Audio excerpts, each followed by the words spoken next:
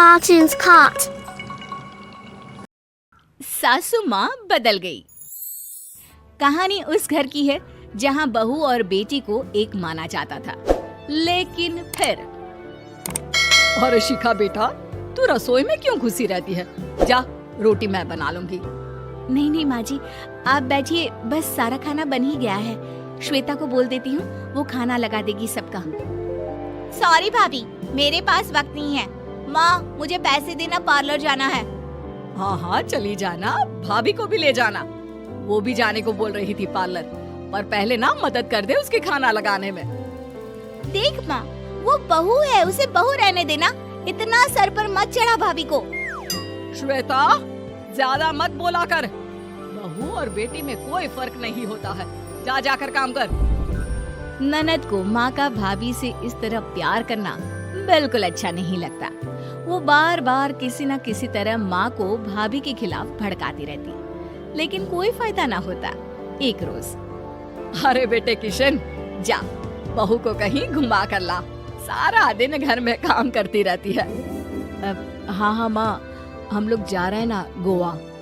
अच्छा जी, भाभी ने तो हमें बताया भी नहीं। वैसे तो सारी पंचायत करती है, ये गोवा वाली बात क्यों छुपा गई हमसे? अरे क्योंकि उसे खुद नहीं पता था बहन। मुझे टिकट सस्ती मिल रही थी तो मैंने बुक कर दिया। हाँ शिखा, पैकिंग कर ले, संडे हम जा रहे हैं गोवा। दोपहर में शिखा पैकिंग कर रही थी कि सास आ जाती है। ये क्या बहू, साड़ियाँ? अरे गोवा जा रही है घूमने या फिर शादी में मायके हैं? माँ जी, ऐसा कुछ है ही नहीं, समझ में नहीं आ रहा क्या रखूं कपड़े में। अरे तेरी और श्वेता की साइज तो एक ही है। उसके कुछ मॉडर्न कपड़े ले ले, आकर लौटा देना। हाँ माँ जी, ये ठीक रहेगा। शिखा श्वेता के पास जाती है और उससे कपड़े मांगती है। ना जी ना, मैं अपने कपड़े ना दूं। वैसे भी फैल जाएंगे मेरे कपड़े, बहुत महंगे वाले हैं। शिखा मुंह लटकाकर कमरे में आ जाती है तो सास कहती है, चल तैयार हो जा, तुझे मैं शॉपिंग करा कर लाती हूँ गोवा की। बस फिर क्या था, सास बहू निकल जाते हैं मार्केट और एक से बढ़कर एक ड्रेस खरीद कर घर आते हैं। पहले बता देती कि नए कपड़े दिलाने वाली है भाभी को, तो मैं अपने ही दे देती ना भाभी को, मुझे दिला देती नए कपड़े। देख श्वेता, परिवार का मतलब सबके साथ रहना होता है, ना कि सिर्फ अपना सोचना। वैसे भी तुझे अच्छे संस्कार सीखने चाहिए। और रही बात कपड़ों की, तो शिखा, आज से घर पर भी तू मॉडर्न कपड़े ही पहनेगी। कोई जरूरत नहीं है ये साड़ी वाड़ी लपेटने की। अब क्या था, घर पर श्वेता और शिखा एक जैसे रहते। एक बार पड़ोसन आती है। अरे बेटा, अपनी माँ को तो बुलाना, जरा बात करनी है। शिखा सास को बताती है और रसोई में चली जाती है। ये आपकी बेटी बहुत बड़ी हो गई है, इसके लिए एक रिश्ता है, कहो तो बता दूं। ये बेटी नहीं बहू है, घर में सब एक जैसा ही रहता है।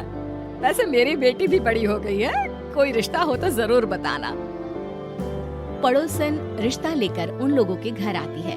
तब श्वेता की होने वाली सास कहती है, तो ये घर है, कितने मंजिल का है? और ये बहू ने आपकी क्या पहन रखा है, जीन्स टॉप? अरे भाई, साड़ी वाड़ी नहीं है क्या इसके पास? देखिए, सर्दी है तो साड़ी में बहू कैसे मैनेज करती, वैसे पहनती है साड़ी भी।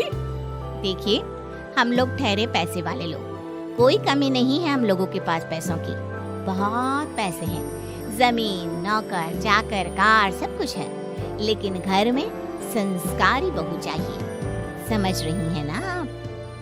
सास कुछ कहती कि श्वेता बोल पड़ती है, हाय रे, नौकर चाकर से लेकर जमीन, कार, पैसा, हाँ, मुझे रिश्ता मंजूर है मुझे।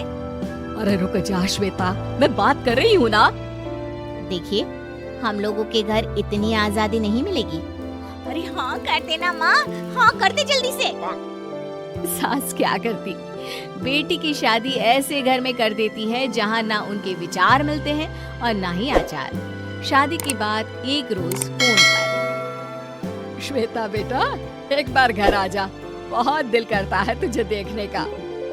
माँ, वो घर पर बहुत काम होता है, कैसे आऊँ? बड़ा घर है, लेकिन आने जाने वालों की लाइन ही लगी रहती है। बेटा मैं तो जानती थी उस घर का हाल, लेकिन तू ही नहीं मान रही थी। माँ देख, हर घर का यही हाल है। तेरी बेटी को यहाँ घूंघट हटाने की परमिशन नहीं है और एक तरफ भाभी स्कर्ट पहनकर घूम रही है। बेटा मुझे क्या पता था कि मेरी बेटी को ससुराल के नाम पर पिंजरा मिल जाएगा। अच्छा माँ, फोन रखती हूँ, सास को गर्मा गर्म रोटी खिलानी है। तुम लोगों की तरह नहीं कि एक रोटी बनाओ, एक सब्जी बनाओ, फिर सारा दिन फ्री होकर घूमो। सास फोन तो रख देती है, लेकिन सोच में पड़ जाती है कि एक तरफ बेटी जिसे कोई आजादी नहीं, वहीं दूसरी तरफ बहू जिसे देखकर लगता ही नहीं कि उसकी शादी भी हुई है। अगले रोज। शिखा, अरे ओ शिखा। हाँ माँ, क्या हुआ? कुछ चाहिए आपको? मैं जिम जा रही थी। जिम के कपड़ों में बहू को देखकर सास को घूंघट में अपनी बेटी का ख्याल आता है। देख बहू, घर में बहू की तरह रहा कर।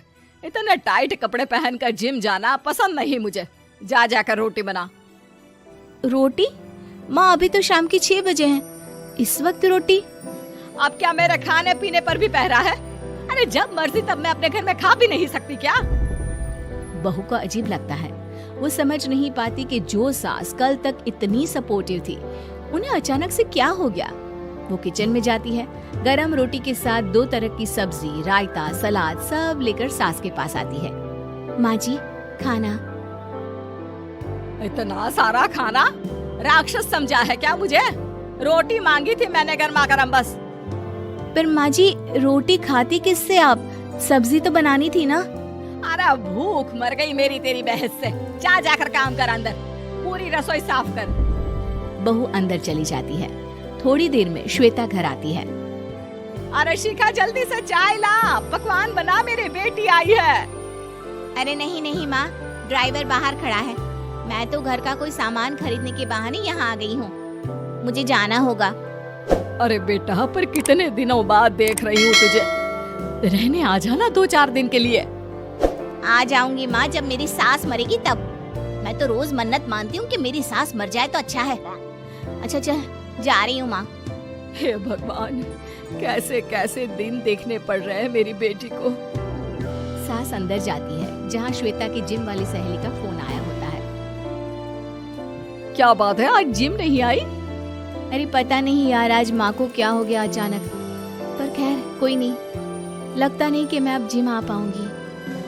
शिखा स्पीकर पर बात कर रही थी, जिसे सास सुन रही थी। यार ये सास ना होती ही ऐसी है। मैं तो कहती हूँ बुढ़िया जल्दी मरे और तू आराम से जिए। शिखा को सहेली की बात पर गुस्सा आ जाता है। माँ के मरने की कौन सा बच्चा दुआ मांगता है मोहिनी?